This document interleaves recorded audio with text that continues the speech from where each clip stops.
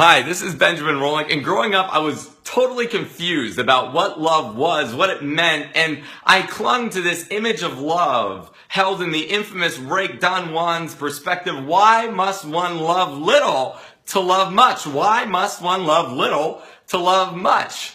And I resigned myself to that hopelessly romantic notion of love as this tragic struggle for life and for relevancy, perfectly depicted in the 15 lone survivors out of 400 souls in Delacroix's painting, The Raft of the Medusa, that dramatic tenebrism between Romeo and Juliet meets the Donner Party. And I said to myself, this is reality! This is the reality of love!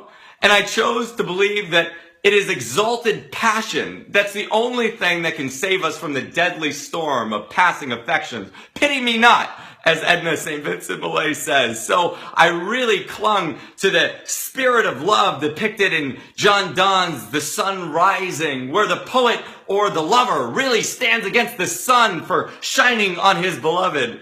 And that power, that great power of passionate love, which can only be reserved for a god or the passionately insane. And as John Donne says, busy old fool, talking about the sun, the poet, the lover, talking to the sun, busy old fool, unruly sun, why dost thou thus through curtains and through windows call on us? Must to thy seasons lovers' motions run? Saucy pedantic wretch, go chide late school children or sour apprentices. Go tell court huntsmen that the king will ride. Call country ants to harvest offices. Love all alike, no season knows nor clime, nor the hours, days, and months which are the rags of time. Thy beams so reverend and strong, why should thou think I could cloud and eclipse them with a wink, but that I would not lose her sight so long? If her eyes have not blinded thine, look and tomorrow late tell me whether both Indias of spice and mine be where thou leftest them or lie here with me. Ask for kings who thou saw yesterday, and thou shalt hear, all here in one bed lay. She's all states and all princes I. Nothing else is compared to this. All princes do but play us. All honors mimic, all wealth alchemy. The sun art half as happy as we, in that the world's contracted dust. Thine age hath ceased. And since thy duties be to warm the world, that's done in warming us. Shine here to us, and thou art everywhere. This bed thy center is, these walls thy sphere. And I'd known for a long time about the difference between passionate love and companionate love. My first semester at USC, this was my class schedule. Intimate relationships, health, happiness, and well-being, sailing, acting, and improv, and chess. It was literally existential summer camp. And I learned that passionate love is that stuff where you feel these juicy emotions and this exalted attraction that lasts 7 plus or minus 2 years. And companionate love was that love that you feel for a best friend or for a partner that can last a whole lifetime. Passionate love was the stuff that ended in 52% divorce rate. And companionate love was that stuff where we see people and we say, they're soulmates. They were meant to be together and they stayed together their whole lives.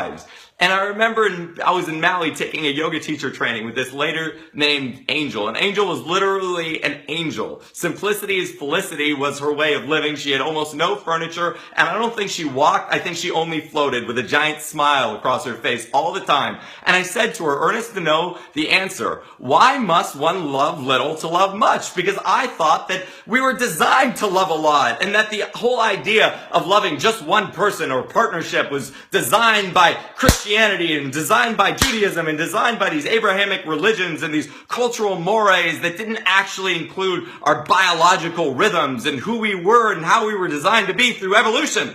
And she said, I want you to imagine this. Imagine what happens when you turn on every faucet in your house. And I thought to myself, and I was like, I have no idea where you're going with this. And she says, the water pressure goes down. And I thought, that's kind of interesting, but I totally didn't get it. And my big breakthrough happened when I was near dead in bed in Patagonia, Arizona, on day 7 of a 10-day juice fast, looking up at a ceiling fan, unwind, on a gray ceiling with gray walls and nothing else there, doing the only thing that you do when you're dying on a juice fast, listening to poetry. And this poet comes on named Lee Young Lee, who I absolutely hated because I'd read him in high school and it was so utterly boring, I didn't want to hear any of it. And he starts off his poem with these words, so we're dust. He says, so we're dust. But in the meantime, My wife and I, my wife and I make the bed. Holding opposite edges of the sheets, we raise it, billowing, then pull it tight.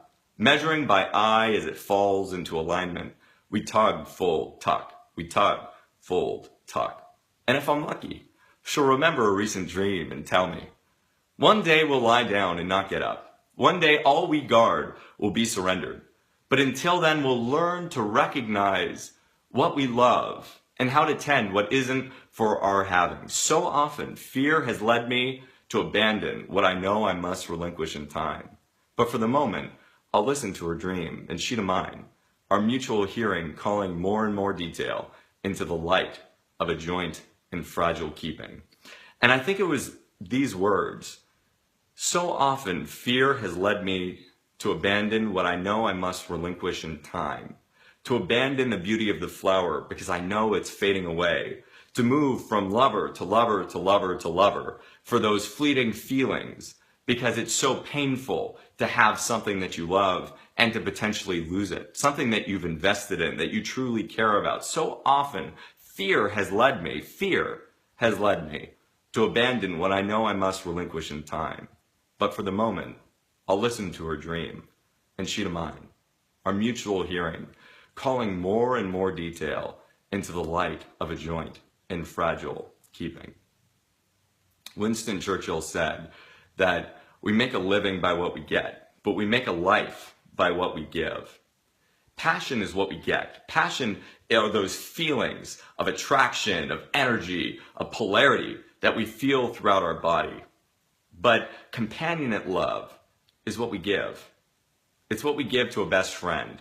It's what we give to a parent, a sister, a brother, or a true life partner. I hope you can join us tomorrow night for a very special Valentine's Day edition of the Star Lab. And until then, much love, many blessings. I'm Benjamin Rolnick, and feel love now.